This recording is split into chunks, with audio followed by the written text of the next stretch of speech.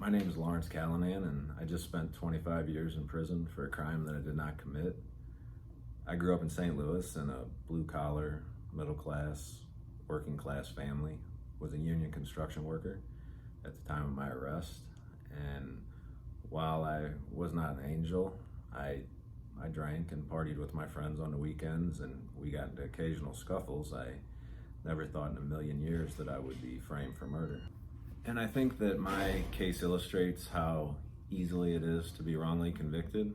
I was convicted on extremely weak evidence. It was a one witness case. The witness falsely placed me in the vicinity and at the time of the crime. And there were 9 other witnesses that contradicted that false testimony.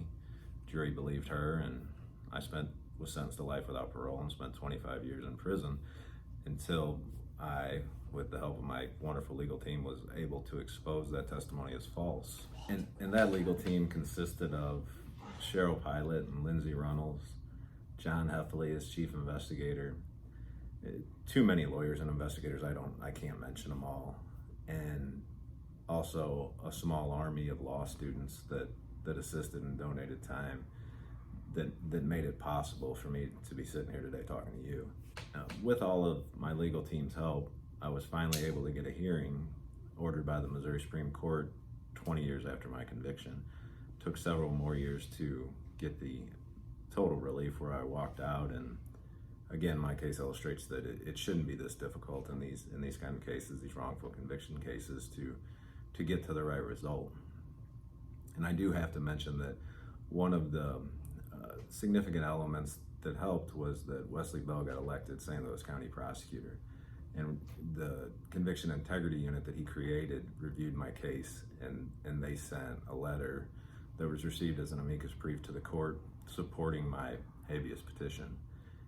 And that illustrates how important it is to elect prosecutors that have the courage to step up when something's wrong and do what they can to make it right. Prosecutors like Wesley Bell and Kim Garner in the city. I can't thank Mr. Bell enough. I am so appreciative that he was courageous enough to do that.